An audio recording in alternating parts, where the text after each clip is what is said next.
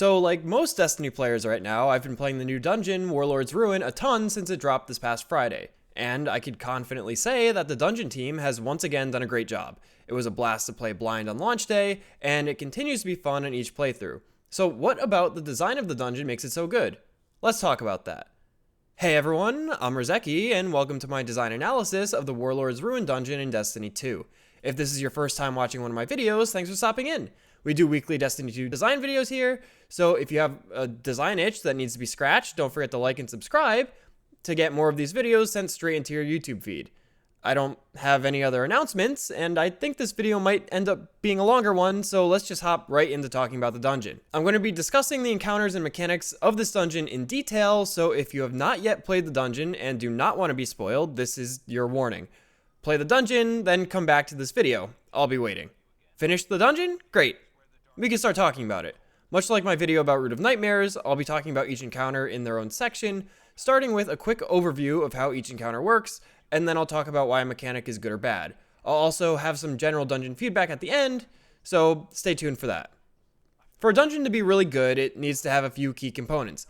There's a lot of overlap with raids here, but with a few differences.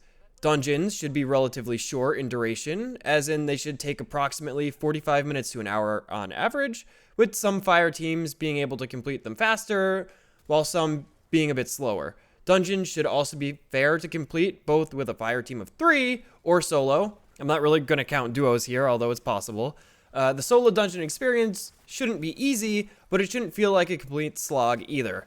For mechanics, dungeons should focus on less complex mechanics that still provide either an interesting puzzle to solve or a strong understanding of the mechanic to complete. We want to be challenged at least a little bit as players, otherwise the encounter wouldn't be fun at all, and we might as well play a strike if we want to just run through something without too much thought. Warlord's Ruin takes place in an old castle in the EDZ. We were tipped off by Riven that an Ahamkara had previously claimed it as their territory. Our job is to locate and protect these remains. Upon first entering the dungeon, we have to make our way up a short mountain climbing section before crossing a bridge into the castle. We kill a handful of Scorn, then find ourselves face first in the first encounter. Right from the bat here, I appreciate that the distance we need to travel before finding the first encounter is pretty short, since, well, the most fun part of a dungeon is, of course, the encounters, and not really the trek to get there. This will end up being a theme for the rest of the dungeon, by the way. Our first encounter is against Rathl, the first broken knight of Fickrel. Let's first take a second to get an overview of the mechanics, then we can talk about them in greater detail. This is a boss encounter in a small rectangular arena. The boss starts out as invulnerable, so we need to find a way to damage him. After a very short period of killing adds, he will spawn a set of 2 ether totems. At the same time, you and your allies will be teleported into cages.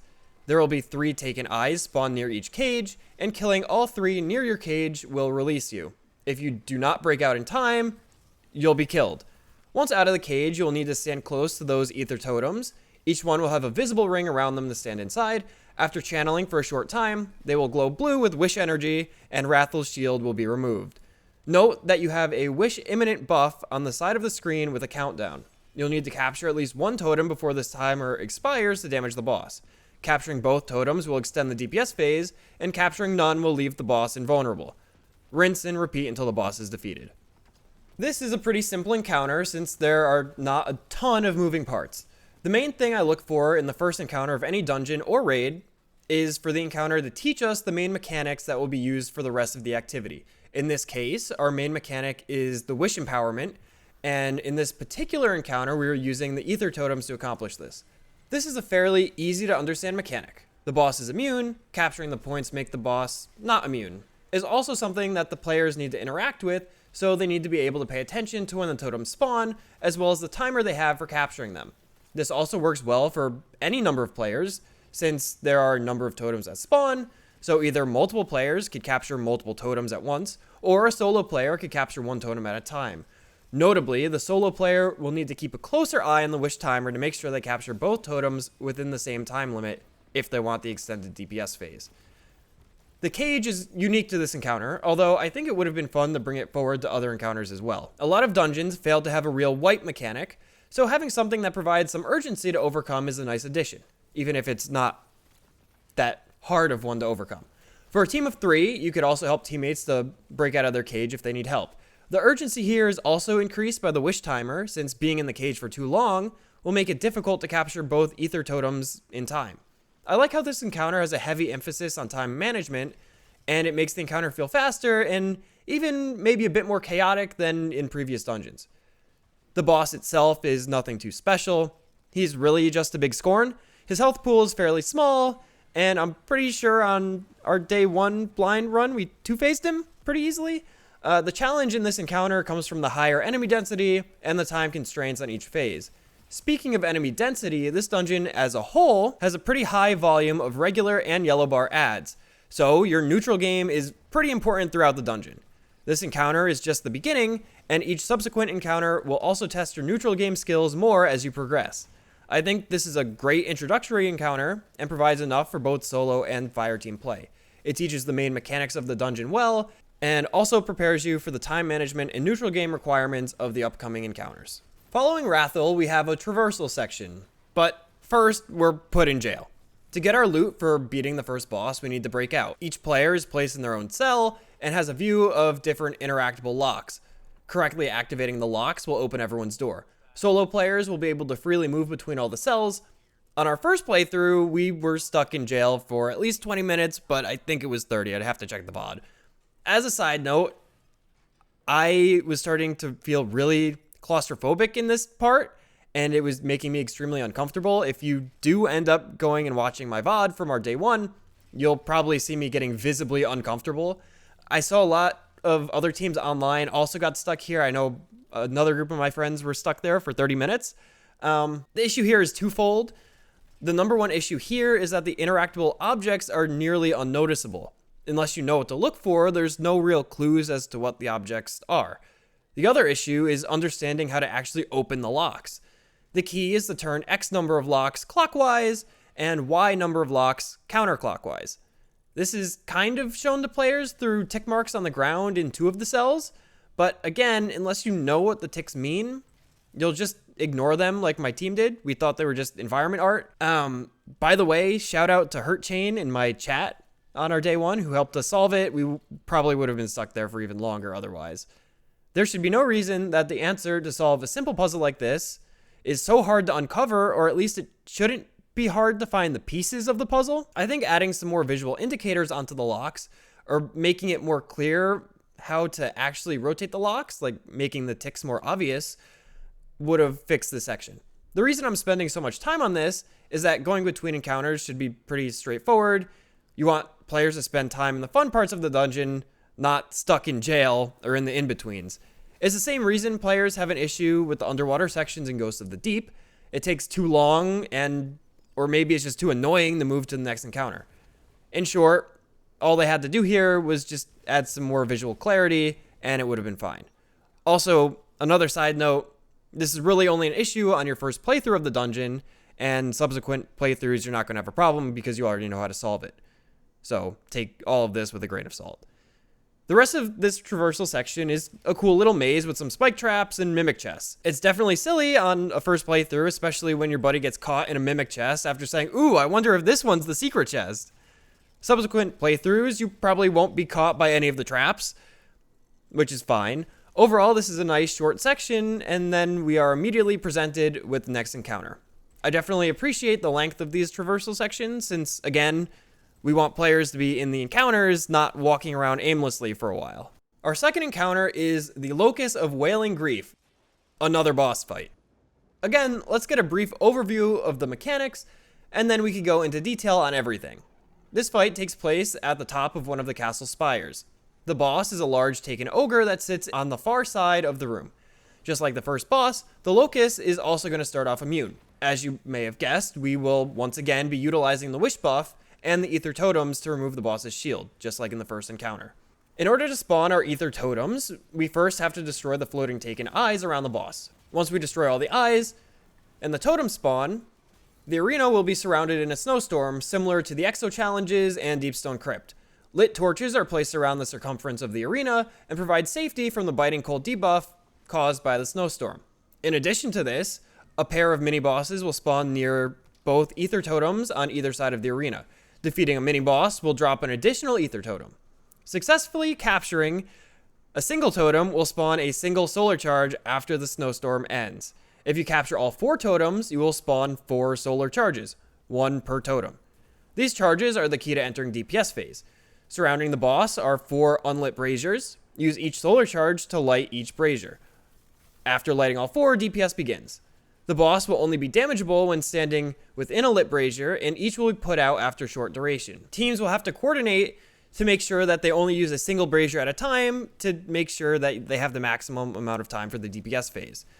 As usual, repeat all these steps until the boss is dead. This boss fight can be broken into 3 sub-phases: Add Clear/Eyes, the Snowstorm, and the DPS phase. I like the way this counter is structured since it allows for a reprieve between hectic parts, unlike the first encounter. Here you could stay in the Add Clear Eyes phase pretty much as long as you want in order to catch your breath a little, or at least collect ammo. Giving the power to control the rate of the encounter to players is great, since it allows teams to play at their own pace, and especially since this is a boss encounter, having a designated time to regain ammo is very useful. The Snowstorm section is definitely the most hectic phase of this encounter. Just like the first encounter, there are a number of things players need to keep track of and manage to make the most out of the phase. You again have a time limit on securing ether totems, but now you also have to manage the Biting Cold debuff as well as the mini bosses. This phase is kind of the skill check of the encounter and requires players to understand objective management for success. But it also gives players the freedom to take it a bit slower and maybe only capture 1 or 2 totems per phase if they're having trouble. I like giving players the ability to express their skill while also not hindering players who may not be as skilled. Taking the Snowstorm phase slower or faster does exactly this, and the encounter progresses in the same manner in either case. If I had to make changes to this phase, I think I would give the initial totems more static spawns, since this phase could be easier or harder depending on how far the totems actually spawn from a torch, and that is entirely RNG dependent. I would also give a bit more of a visual indication on the Biting Cold debuff. I died a handful of times because I didn't notice my debuff counter being too high. Maybe something more similar to the effects on screen from Pervading Darkness, which literally makes you unable to see as it stacks. Maybe not blinding the player, but for Pervading Darkness, it's super noticeable and gives players a very clear indication of their impending doom. So having some kind of more impactful visual effect for the Biting Cold debuff would be nice. The DPS phase is pretty standard. Light the last brazier and go to town. The boss is a lot less squishy than the previous encounter, so being more intentional with your DPS selection is important. This phase again requires players to pay attention to the wish timer. When it hits 0, you'll have to switch braziers to restart the wish buff. There's really not too much to say here. I think as far as DPS phases go, this one is pretty standard. Very similar to the first encounter of Grasp of Avarice, actually. I do have some criticism here, as the boss can actually fling you away from the braziers with his eye laser thing, which can be annoying if it happens. Maybe they could have just tuned the knockback down a little bit for this. I also think that the number of adds present during the DPS phase is a unique touch that gives players another small thing to pay attention to, besides just dumping damage into the boss. And for advanced players, they can optimize their loadouts with things like Surrounded. After defeating the Locus, you'll have a slightly longer traversal section than before, but it doesn't really feel that long. Maybe it's because of the interesting settings you travel through, or maybe it's because there are some pretty engaging enemy waves as you travel up the mountain to break up the trip a little bit. Either way, I think this was a pretty solid traversal section, and there's only maybe minor things to complain about, but maybe the only thing is just making some of the paths a bit more clear. But again, there's really not much to say here. Our final encounter is at the top of the mountain, surrounding a floating Ahamkara skeleton. And guess what? We have a third boss fight. This fight is against Heffin's Vengeance, Blighted Chimera. So let's just jump right into the overview. This fight is broken up into 4 distinct sections, 3 of which require you to hit a small health gate, and each one will open up the subsequent section. The 4th section is more of an all-out DPS phase at the very top of the arena. The 3 gated sections take place in different locations around the skeleton, but all have the exact same mechanics. I should also specify that these are soft health gates, and what I mean by that is you could pass these gates and continue to damage the boss if you're able to, and you also don't have to hit the health gate each phase. You could take as many tries as you need to get past the gate. I'm just not sure what else to call them, so we're going to stick with calling them health gates for now. As with previous encounters, the boss is immune to damage, and we need to make use of the wish mechanic to damage the boss. We borrow the take an eye mechanic from the Locus, where killing all the eyes will spawn ether totems. This also spawns mini bosses that drop additional totems when defeated. This encounter has a new mechanic that I like to call tag. I think anyone else who has played it would agree with me here. Each player will be given a debuff with a timer on it when the totems spawn. If you have the debuff when the timer expires, you will die. To remove the buff, you'll need to melee glowing scorn enemies. The enemy could also reapply the buff to you by also meleeing you. So make sure to either wait until the last second to pass the buff, or pass it and avoid being hit. During this time, you also need to capture the ether totems. After the imminent wish buff ends, you can damage the boss.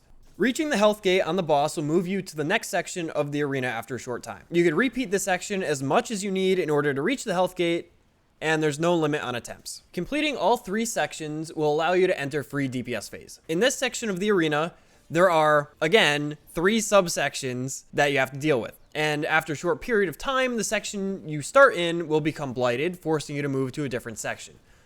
After all 3 sections have been blighted, you will be teleported back to the beginning of the encounter. DPS itself is very straightforward. Shoot boss until dead. There is a short final stand at the end to complete the fight. This is pretty much a all gas, no brakes kind of encounter.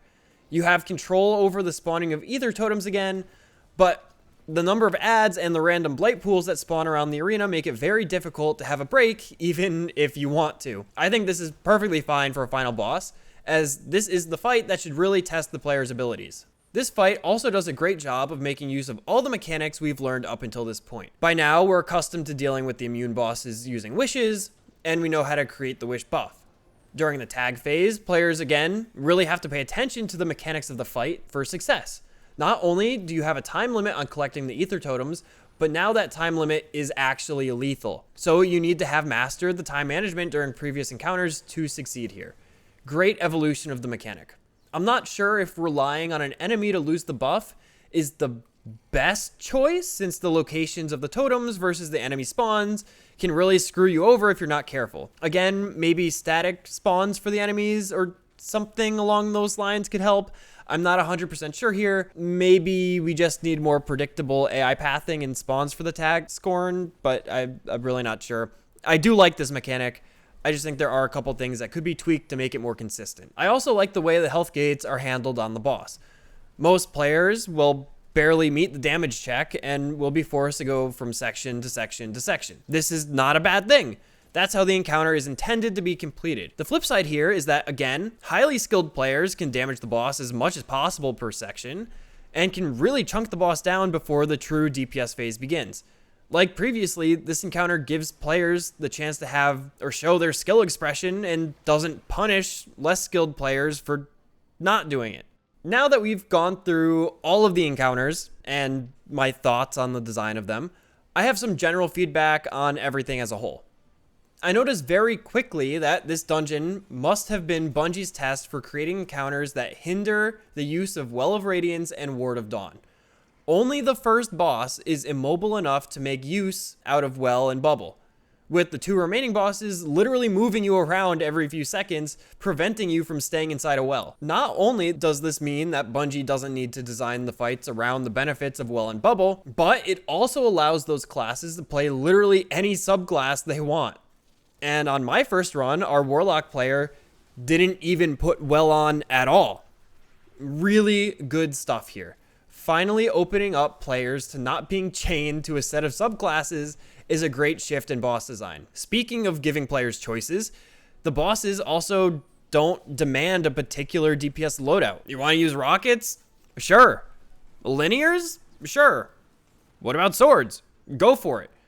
You get the idea here. Maybe the final boss is a bit more restricted due to being a ranged boss, but regardless, I think the only recent boss that opened up our DPS options was Crota. So, giving players more choices for their loadouts is a great thing and really spices up the game and gives the activity more replayability. I also think in general this dungeon is pretty replayable anyway. Maybe my opinion will change over the next few months, but because of the hectic nature of the encounters and the requirements to pay attention during the wish/ether totem sections, make me a lot less bored while playing. So many previous encounters kind of just became mindless since they boil down to kill ads, then DPS. No wipe mechanics, no pressure from debuffs. In Warlord's Ruin, if you go mindless, you will die to biting cold, the cages, probably the tag mechanic. In order to keep players invested and not bored, you have to make them think, give them difficult combat, or some combination of both, which I think Warlord's Ruin does exactly that. My only real negatives for this dungeon are the prison lock on the first playthrough, and some mechanics that could be tightened up a little bit, like adding static spawns, or adding more visual clarity for various mechanics, and or making important ads more predictable. So, for my final verdict, I think this is probably one of the best dungeons we have in Destiny currently. The difficulty is great, although maybe a bit much for a newer player. The mechanics are fairly easy to understand and work well for both team and solo play. The evolution of these mechanics over the course of the dungeon is well done, and nothing feels out of place. The traversal sections are tight, do not feel too long or too short, and are broken up by short combat sections for the longer components. Each boss fight feels fairly unique when compared to other activities, although maybe the designs of the bosses themselves in the first two encounters are kind of boring or overused. I mean, how many ogre bosses have we had that behave exactly the same way? But again, this is a dungeon and not a raid, so it's really not a big deal. And regardless, we're looking at gameplay design, not character design, so for us it doesn't really matter too much. I want Bungie to use this dungeon as a template for future encounter design, especially when it comes to removing the need to abuse Well of Radiance in a boss fight. But hey, maybe all of this is just my opinion. I'd love to hear what you guys think about the dungeon. Is it designed well? Is it designed poorly? How did your first playthrough go? Do you think the dungeon's going to last until the final shape? Let me know in the comments down below. Or if you want to talk to us directly, you could join our Discord server, linked in the video description or in the card on screen now. And if you like this video, don't forget to hit the like button and subscribe to see more videos like this in your YouTube feed going forward. But I think that's all I've got for now. As always, I've been Rizeki, thanks for watching, and I'll see you next time.